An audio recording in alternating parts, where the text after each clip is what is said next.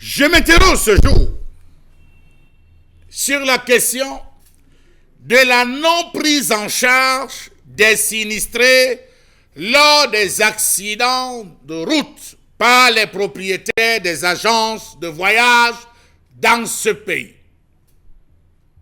Depuis mi-2020, disons même début 2020, à 2021, nos axes routiers ont connu plusieurs accidents de circulation.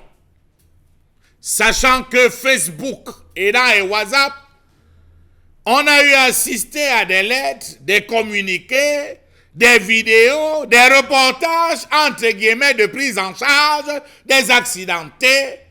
Et pourtant, au fond, ce n'était que la poudre de perlimpempem qu'on envoyait, histoire de calmer les autorités administratives, elles aussi qui ont fini par fermer les yeux, abandonnant les victimes dans le désarroi total.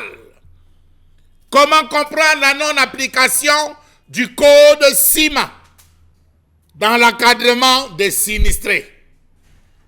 Pourquoi les autorités administratives ne veillent pas au grain, virgule, que ce soit le grain de Sénévé? Comment comprendre que chacun, ou alors comprendre que désormais, les agences se limitent à pondre des communiqués sur Facebook pour juste plaire et rien de plus? Beaucoup d'accidentés sont abandonnés aujourd'hui. Messieurs les gouverneurs, Monsieur le ministre des Transports, ils sont abandonnés littéralement alors qu'ils ont signé le contrat en payant leur ticket de voyage. Et dans ce ticket de voyage, ils ont payé des taxes, et notamment celle de la prise en charge en cas d'accident. Comment comprendre que les entreprises, mieux les agences de voyage qui se réclament entreprises citoyennes, blablabla, et humanistes, finissent par devenir des vilaines entreprises, mieux des bourreaux pour leurs fidèles clients?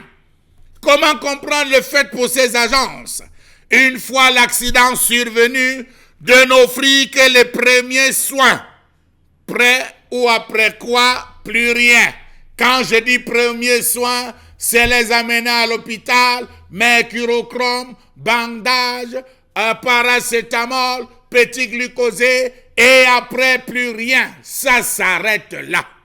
Comment comprendre que d'autres agences disparaissent dans l'ombre pendant l'admission en hospitalisation des accidentés? Monsieur le gouverneur de la région de l'Ouest, je vous regarde dans les yeux et vous pose la question de savoir. Si vous le voulez, on peut citer la somme des agences ayant fait les accidents de ce côté et la situation des différents sinistrés qui chaque jour sont dans vos bureaux en vous disant « rien n'a été fait, il faut sanctionner ». Comment comprendre que c'est la famille des accidentés qui se retrouvent à prendre soin de leurs membres paralysés après un accident de circulation?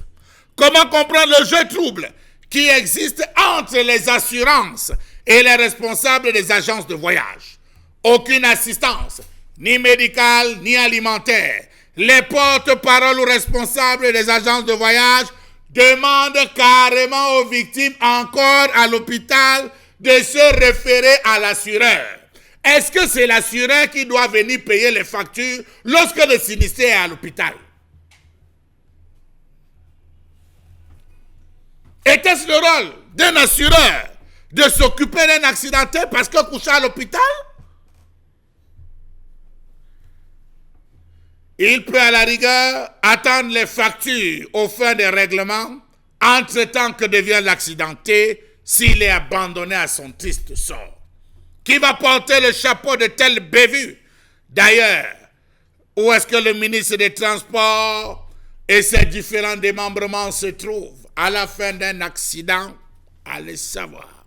Savez-vous même que lorsque vous faites un tour dans ces entreprises d'assurance, vous êtes surpris d'entendre qu'ils ne reconnaissent pas le véhicule dans leur base de données et par conséquent, ils ne doivent rien payer parce qu'ils ne reconnaissent pas ce véhicule. Voilà dans quel pays on est en train de vivre. Un pays de tortionnaires. Un pays où les bourreaux ne cessent d'imposer des actions sur des victimes sans que personne ni rien ne parvienne à les défendre. Beaucoup de personnes ploient sur la douleur. Beaucoup de personnes crient. Quand c'était le cas de Cambrai, on est sorti à eu des indemnisations. Mais chaque jour, des agences de voyage avec des noms connus, ils préfèrent aller payer au ministère. Ils préfèrent aller payer dans les délégations. Ils préfèrent aller choco que de s'occuper de ces pauvres sinistrés, pourtant fidèles clients de leur entreprise. Voilà le pays qu'on est en train de servir. Pendant ce temps, vous, amis procureurs, vous regardez. Vous, magistrats, vous regardez. Pourtant, là, vous êtes censés être là pour rendre la justice au nom du peuple. Hélas, c'est trop triste.